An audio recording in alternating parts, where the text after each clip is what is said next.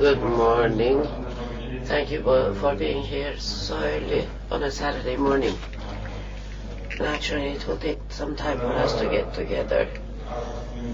We will have to wait for late participants. Konuşmaya başlayınca açılınca gitti. Arkadaşınız duydu vardı bunda mı?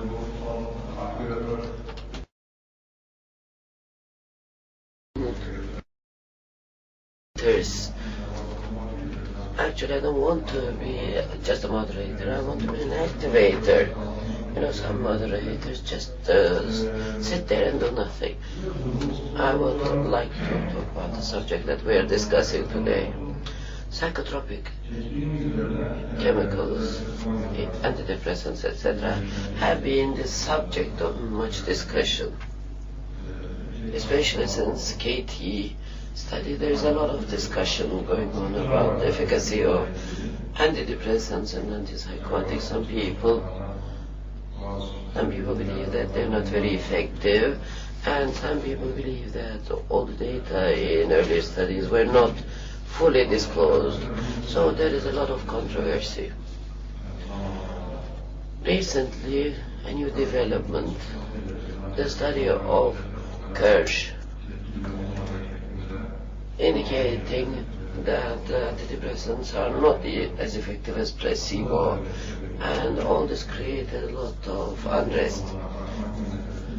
And you know that augmentin is also a major controversy, and it's very confusing for our patients.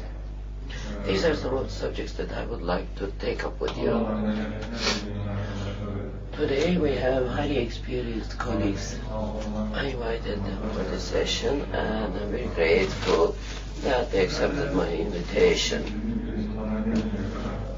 I will take a few minutes until the rest of the participants arrive, and I would like to say a few things about the subject.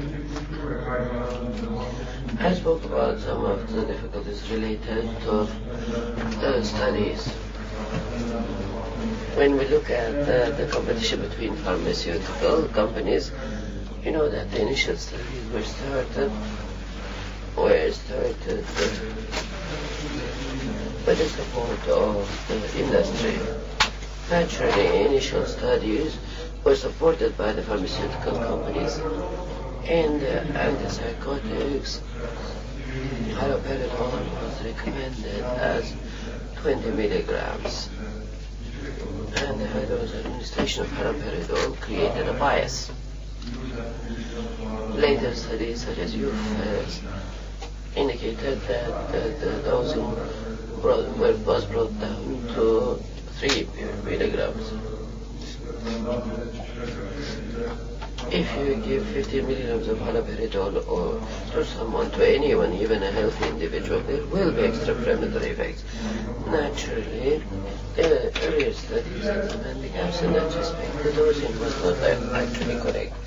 In recent years, the studies in the US indicate that the new antipsychotics are very expensive.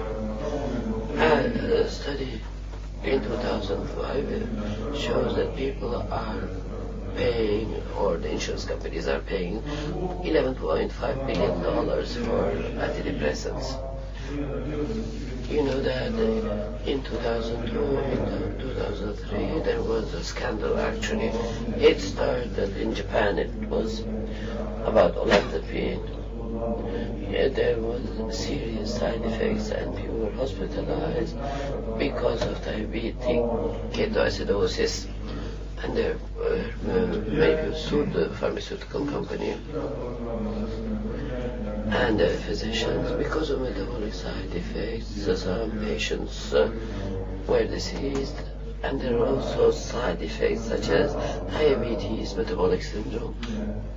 All these impair the general health of the patients. We will be discussing all these in all these subjects. You know that in IMH, the Institute of Mental Health in the United States came up with a declaration. After that we saw similar things happening in England. Cutlass study was undertaken. KT study was undertaken by NIMH, in 2005 it was published, and Cutlass was published in 2006. All this influenced us and also our patients. I want to show you a few figures. Our objective in this panel is to discuss the present situation and the future for us, for the patients, and for Social Security administrations. When you look back in the history of mankind, you see that antipsychotics have been discovered very early. Even in the 19th century, mental patients were restrained in some fashion or other. Later, they were stored in hospitals, in huge hospitals. Our hospital in Bakırköy was very similar in that respect. Chlorpromazine started the evolution of the modern psychopharmacology. Neuroleptics and imipramine came into the market. Antidepressants started the new era.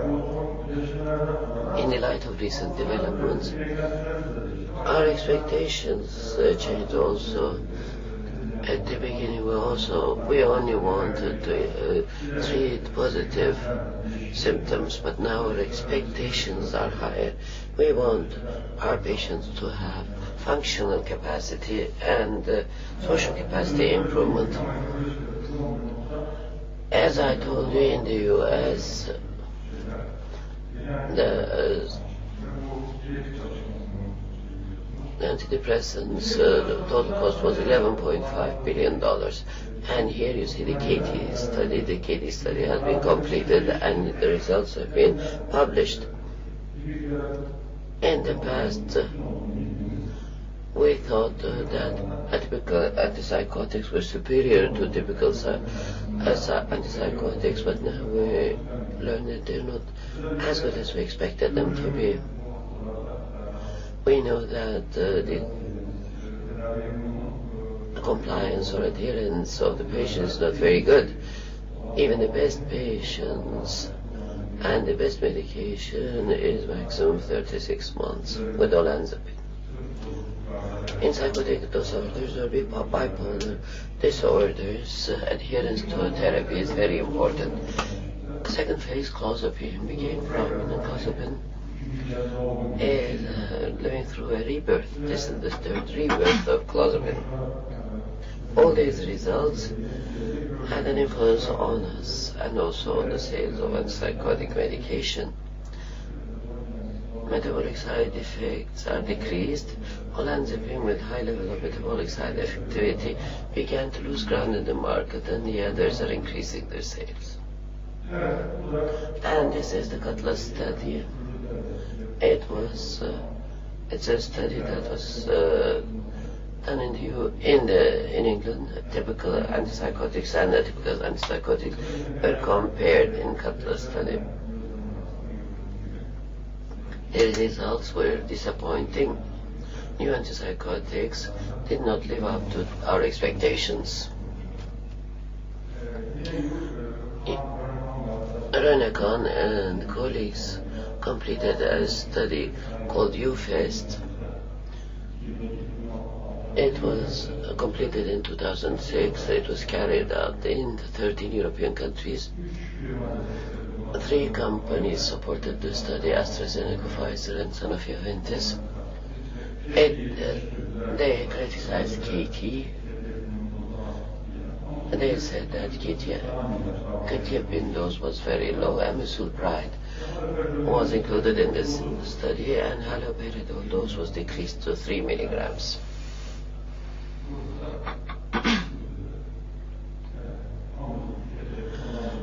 And you can see that all these drugs were compared to one another, and here are the results.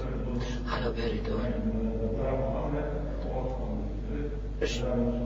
should be continued, and here we look at the results of haloperidol, the study dropout rate, etc. Haloperidol is probably doing very bad here. Amisulpride together with olanzapine gives good results. You know that the studies are ongoing. A recent study by Loest was published in February. It's a meta-analysis and head-to-head comparison of second-generation antipsychotics. 9 studies were included and 9 medications were studied. One of them is amisulpride. Certain dozens of were also added, as was